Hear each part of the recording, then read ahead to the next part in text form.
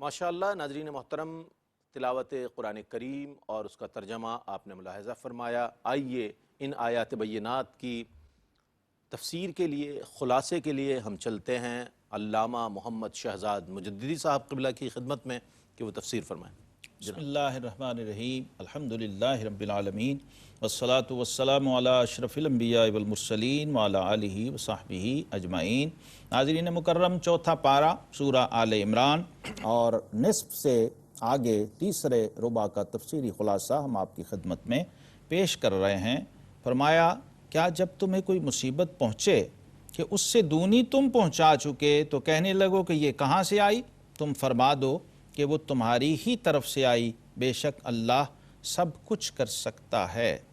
اور وہ مصیبت جو تم پر آئی جس دن دونوں فوجیں ملی تھیں وہ اللہ کے حکم سے تھی۔ یہ اشارہ ہو رہا ہے غزوہ احد کی طرف۔ غزوہ احد جو ہے ایک تاریخ ساز غزوہ ہے، جنگ بدر کے بعد جو پیش آیا سن 3 ہجری میں۔ اب اس میں فرق تھا کہ ماشاءاللہ مسلمانوں کی تعداد بھی بڑھ چکی تھی، مسلمانوں کی تقویت کا سامان ہو چکا تھا، اسباب بھی حاصل ہو چکے تھے۔ اب فطری طور پہ ایک احساس یہ تھا کہ اللہ تبارک و تعالیٰ نے جب بدر میں بے سر و سامانی میں ہماری مدد فرمائی تھی تو اب تو بدرجہ اولیٰ ہمیں فتح حاصل ہوگی۔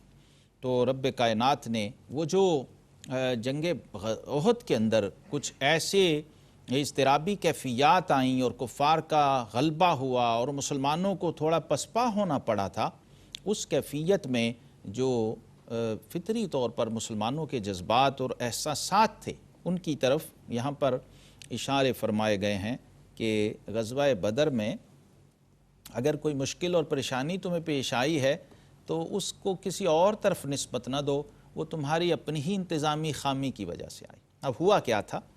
دیکھیے، بظاہر یہ معمولی بات لگتی ہے لیکن حقیقت میں بہت بڑی بات ہے کہ اللہ کے محبوب کریم علیہ السلام جب اپنی زبان اقدس سے کچھ فرما دیں تو پھر ایمان والے کے پاس گنجائش نہیں ہے کہ کسی دوسری طرف دیکھے اور سوچے، کیونکہ یہ ہمیں 2 ٹوک بتا دیا گیا ہے کہ وَمَا يَنْطِقُ عَنِ الْهَوَىٰ إِنْ هُوَ إِلَّا وَحْيٌ يُوحَىٰ، یہ حبیب اس وقت تک کلام نہیں فرماتے جب تک اللہ کی طرف سے وحی نہ آ جائے۔ تو آقا کریم علیہ السلام نے 50 تیر اندازوں کا ایک دستہ معمور فرمایا تھا احد پہاڑ کی چوٹی پر کہ تم لوگوں نے یہاں سے کسی بھی حال میں نہیں ہٹنا۔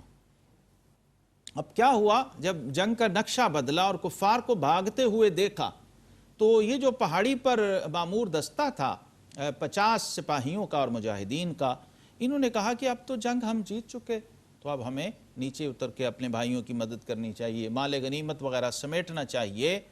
تو اختلاف ہو گیا اور کچھ نے کہا کہ ہم جائیں گے اور کچھ نے کہا نہیں، ہمیں چونکہ حکم ہے اور آرڈر ہے، اور آپ جانتے ہیں کہ آرمی میں آرڈر ہوتا ہے، جب حکم آ گیا، اور حکم بھی کس کا ہے؟ اللہ اکبر، اللہ، اس ذات پاک کا، سبحان اللہ، کہ وہ زبان جس کو سب کن کی کنجی کہیں، اس کی نافذ حکومت پہ لاکھوں سلام۔ اس لیے گنجائش نہیں تھی، لہٰذا کچھ لوگ نیچے آ گئے، کچھ لوگ اوپر رہے، اور اس وقت خالد بن ولید رضی اللہ تعالیٰ عنہ ابھی دار اسلام میں داخل نہیں، ایک کفار کی طرف سے آئے ہوئے تھے، انہوں نے پیچھے سے حملہ کیا اور جنگ کا نقشہ بدلا اور مسلمانوں کو تکلیف اٹھانا پڑی۔ اس کے نتیجے میں جو اضطرابی کیفیات پیدا ہوئیں تو مسلمان پریشان ہوئے، کچھ نقصان بھی ہوا۔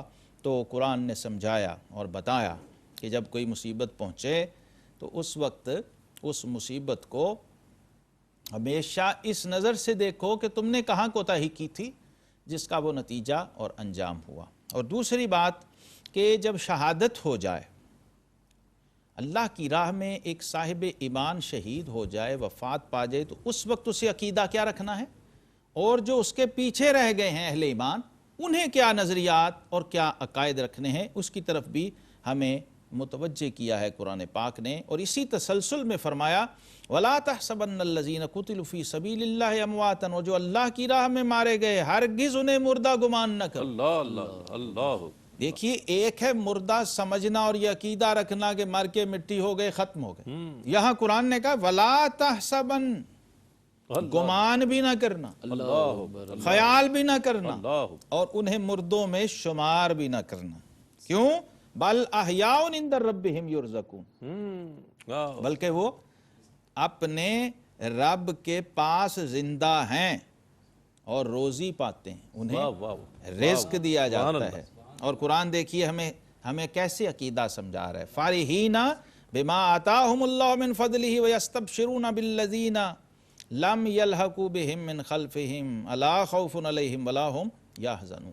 اب دیکھیں ہوا کیا کہ صحابہ کرام علیہم رضوان کو جب یہ غم ہوا کہ ہمارے اتنے قریبی پیارے ساتھی ہم سے بچھڑ گئے، جدا ہو گئے، غزوہ احد کے اندر جب شہادتیں ہوئیں صحابہ کرام علیہم رضوان کی، تو پریشان بھی تھے اور یاد بھی کرتے تھے کہ پتہ نہیں اب کہاں ہوں گے اور کس حال میں ہوں گے، اور کاش آج ہمارے ساتھ ہوتے۔ اعزاء و اقارب، رشتہ دار یاد تو کرتے ہیں۔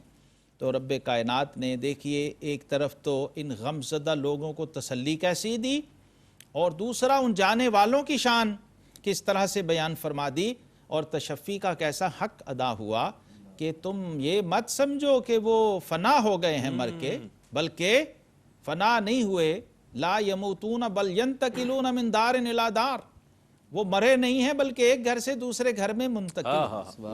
سبحان اللہ۔ کون کہتا ہے کہ مومن مر گئے، قید سے چھوٹے وہ اپنے گھر گئے؟ تو اسلام میں ایک تو بالکل دو ٹوک بات ہے کہ موت کا تصور مر کے مٹی ہو جانا تو ہے ہی نہیں ہے، مر کے مٹی ہو جانا یا فنا ہو جانا موت نہیں ہے۔ موت کی تو ہمارے علماء نے ڈکشنری اور لغت اور اصطلاح میں جو تعریف فرمائی ہے وہی سمجھ آ جائے تو یہ سارا مسئلہ موت و حیات کا کلیئر ہو جاتا ہے۔ موت کسے کہتے ہیں؟ موت کہتے ہیں جسم اور روح کی عارضی جدائی کو، جسم اور روح کی عارضی جدائی کا نام موت ہے۔ دیکھیے قرآن کہہ رہا ہے کل نفس ذائقۃ الموت۔ اب یہ جو ذائقہ کا لفظ آ گیا یہی سمجھ آ جائے تو سارا مسئلہ حل ہو جاتا ہے۔ ہماری زبان کا لفظ ہے، عام بول چال کا لفظ ہے، ذائقہ ٹیسٹ کرنے اور چکھنے کو کہتے ہیں۔ تو فرمایا ہم نے ہر ذی روح کو جس میں جان ڈالی ہے اس کو ذرا موت چکھانی ہے۔ دیکھیے موت طاری کرنا اور چیز ہوتا ہے اور موت چکھانا اور چیز۔ جیسے ایک ہنڈیا پکی ہے، وہ پوری ہنڈیا کھا جانا اور ہے، اور ہنڈیا کو چکھنا، سالن کو چکھنا اور وہ اور چیز۔ تو ہم پہ دیکھیے کتنا بڑا کرم فرمایا، بے شک بے شک، فرمایا بس چکھائیں گے۔ اب وہ چکھانا بھی حکمت ہے، پروسیس ہے۔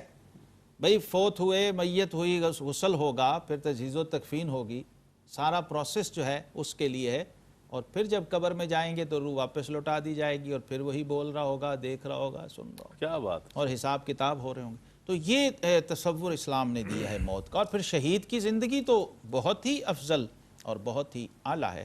فرمایا وہ زندہ بھی ہیں اور انہیں رزق بھی دیا جا رہا ہے، اور اپنے رب کے ہاں خوش و خرم رہ رہے ہیں، بہترین زندگی گزار رہے ہیں۔ سبحان اللہ، سبحان اللہ۔ لیکن اس کے برعکس ہوتا کیا ہے کہ اگر ایمان کی یہ نعمت اور یہ عقیدے کا حسن نصیب نہ ہو تو پھر شیطان وسوسے ڈالتا ہے، شیطان وسوسہ اندازیاں کرتا ہے، اور جو اس کا کام ہے وہ کرے۔ وہ کیا کرتا ہے؟ انما ذالکم الشیطان یخوف اولیاءہ فلا تخافہم وخافون ان کنتم مؤمنین۔ فرمایا وہ جو شیطان ہے وہ کیا کرتا ہے کہ وہ اپنے دوستوں سے دھمکاتا ہے، تو ان سے نہ ڈرو اور مجھ سے ڈرو اگر ایمان رکھتے ہو۔ وہ اپنی قوتیں جو اس کے پاس شیطانی ذرائع ہیں اور اس کی جو ذریت ہے ان کو استعمال کرتا ہے، اور تمہیں طرح طرح کے وسوسے ڈالتا ہے۔ یہ جو بشارتیں اور یہ جو آیات اور یہ جو احکام سنائے جاتے ہیں انسان کو اللہ کی طرف سے، اس کے رسول صلی اللہ علیہ وسلم کی طرف سے اور دین اور علماء کی طرف سے، تو شیطان اس کے اپوزٹ اپنا پروگرام چلا رہا ہوتا ہے۔ وہ اس کے مخالف باتیں اور وسوسے اور شکوک و شبہات پیدا کرنے کی کوشش کر رہا ہوتا ہے، ڈر پیدا کرنے کی کوشش کر رہا ہوتا ہے۔ اللہ رب العزت نے فرمایا کہ اس سے مت ڈرو اور اس کی باتوں سے خوف زدہ مت ہو، بلکہ اگر ڈرنا ہی ہے تو اللہ سے ڈرو، کیونکہ ایمان کی یہ نشانی ہے۔ اب کفر اور شیطان یہ سارا تقریباً ایک ہی پروگرام ہے، اور یہ کیا چاہتے ہیں؟ یہ چاہتے ہیں کہ بندے کو صراط مستقیم سے بھٹکا کے اپنے رستے پہ لے آئیں، اور اس کو گمراہ کرنے کی کوشش کی جاتی ہے۔ اس کے لیے ہمیں یہ پورا منشور حیات دے دیا گیا ہے قرآن پاک کی شکل میں اور سنت رسول صلی اللہ علیہ وسلم کی شکل میں، جس سے ہم رہنمائی لیتے ہیں۔ پھر انبیاء کرام علیہم الصلوات و تسلیمات کی بہت بڑی شان علم وہ بھی اسی سورہ مبارکہ کے اندر بیان ہوئی ہے کہ اللہ اپنے چنے ہوئے رسولوں کو کیسے علم غیب کی دولت عطا فرماتا ہے۔ بعض دفعہ لوگ وسوسوں کا شکار ہو جاتے ہیں، گمراہی کا شکار ہو جاتے ہیں، اور انبیاء کرام علیہم الصلوات و تسلیمات کے منصب نبوت سے صرف نظر کر کے انہیں بھی اپنے جیسا بشر تصور کرنے لگ جاتے ہیں۔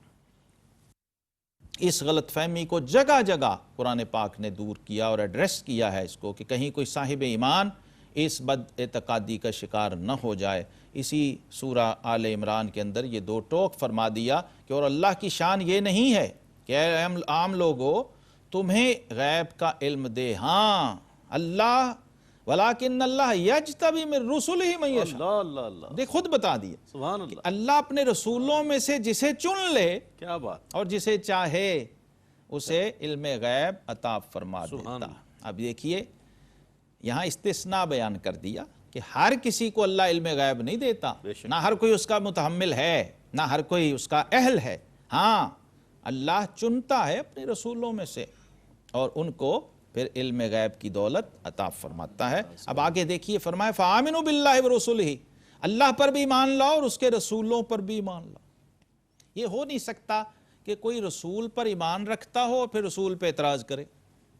واہ واہ واہ، دیکھیے بڑی ایک بات کیا ہے نقطہ بیان فرمایا آپ نے، واہ واہ، بھئی، ایمان جس پر ہو اس پہ اعتراض کیسا، ہائے ہائے، کیا بات، اور وہاں برابری کا کیا تصور۔ ہائے ہائے، واہ واہ، ایک ایمان لانے والا ہے اور ایک پر ایمان لایا جا رہا ہے، تو یہ بہت ہی باریک بات ہے، لیکن قرآن میں تو صراحت سے جگہ جگہ ہے۔ کاش ہم ذرا یہاں رک کے سوچنا شروع کر دیں اور قرآن پاک کے دیے ہوئے راستے کو ہی اپنا راستہ بنا لیں، بجائے اپنے خود ساختہ بنائے ہوئے نظریات کو اور اپنے فرقوں کو اور انسانوں کے بنائے ہوئے مسلکوں کو اور نظاموں کو اختیار کرنے کی بجائے اس خدا ساختہ نظام کو ہم اپنے اوپر طاری کریں۔ واہ واہ، اور صراط مستقیم حقیقت میں یہی ہے۔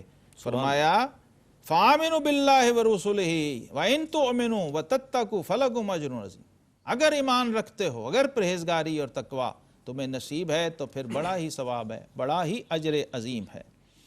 اور اللہ تبارک و تعالیٰ کی شان و عظمت کا ایک اور بہت بڑا اظہار ہو رہا ہے آیت نمبر 181 میں، فرمائے بے شک اللہ نے سنا جنہوں نے کہا کہ اللہ محتاج ہے اور ہم غنی معاذ اللہ، اب ہم لکھ رکھیں گے ان کا کیا اور انبیاء کو ان کا ناحق شہید کرنا، اور فرمائیں گے کہ چکھو آگ کا عذاب، ذوقوا عذاب الحریق، اور یہ بدلہ ہے اس کا جو تمہارے ہاتھوں نے آگے بھیجا، اور اللہ بندوں پر ظلم نہیں کرتا۔ یہ دیکھیے ایسے لوگ بھی دنیا کے اندر موجود رہے ہیں جو براہ راست اللہ کی ذات پر اعتراض کرنے سے بھی گریز نہیں کرتے، اور رب کائنات نے فرمایا کہ ہم نے ان لوگوں کی یہ بات سن لی ہے جو اپنے مال اور دولت کے زوم میں بھٹک چکے ہیں اور ذلت اور پستی کی اس انتہا میں جا چکے ہیں کہ وہ کہہ رہے ہیں معاذ اللہ کہ اللہ فقیر ہے اور ہم غنی ہیں۔ حالانکہ اللہ تبارک و تعالیٰ قرآن پاک میں واضح طور پر ارشاد فرماتے ہیں کہ اللہ غنی ہے وَأَنْتُمُ الْفُقَرَاءُ، بے شک، اے لوگو تم فقراء ہو، تم غریب اور محتاج ہو، تم ضرورت مند ہو۔ یہ کیسے ہو سکتا ہے؟ انسان جب اپنی اوقات سے باہر ہوتا ہے نا، تو قرآن پاک نے وہاں اس کی شاہ رگ پہ ہاتھ بھی رکھا ہے اور فرمایا هَلْ أَتَى عَلَى الْإِنسَانِ حِينٌ مِّنَ الدَّهْرِ لَمْ يَكُنْ شَيْئًا مَّذْكُورًا، اے بڑے بڑے منصب، عہدے اور اقتدار اور بنگلے اور کوٹھیاں اور تخت و تاج کے نشے میں گم اور چور ہو کے اپنی حقیقت اور اوقات کو بھولنے والے، تمہیں یاد نہیں ہے ایک دن ایسا بھی تھا کہ تمہارا کوئی نام و نشان ہی نہیں تھا، نہ تمہارا کوئی نام تھا، نہ تمہاری کوئی ولدیت تھی، کوئی برتھ سرٹیفکیٹ ہی نہیں تھا، کسی جگہ تمہاری رجسٹریشن ہی نہیں تھی، کوئی تصور ہی نہیں تھا، وہ تم بھول گئے ہو۔ اللہ تبارک و تعالیٰ نے جگہ جگہ انسان کی اس حقیقت کی طرف بھی انسان ہی کو متوجہ کیا، تو اس زوم کے اندر جو لوگ مبتلا تھے ان کا بھی رد فرمایا کہ ہم غنی ہیں اور تم ہمارے محتاج ہو۔ حقیقت میں انسان محتاج ہے اور اللہ تبارک و تعالیٰ صمد بھی ہے، غنی بھی ہے اور بے نیاز بھی ہے۔ انسان کو یہ ہمیشہ ہر حال میں یاد رکھنا چاہیے، اس کو کبھی فراموش نہ کرے، پھر انسان کی جو الٹیمیٹ حقیقت ہے زندگی کا، جو خاتمہ ہے موت، اس کا ذکر بھی اسی سورہ مبارکہ میں فرمایا گیا۔ ہر جان کو موت چکھنی ہے، کل نفس ذائقۃ الموت۔ کوئی یہ مت بھولے، کسی مذہب سے تعلق رکھتا ہو، کسی مکتب فکر سے ہو، اگر وہ انسان ہے، ذی روح ہے، تو آخر یہ قاعدہ ہے فطرت کا بھی اور دین کا بھی کہ کل من علیہا فان ویبقی وجہ ربک ذو الجلال والاکرام۔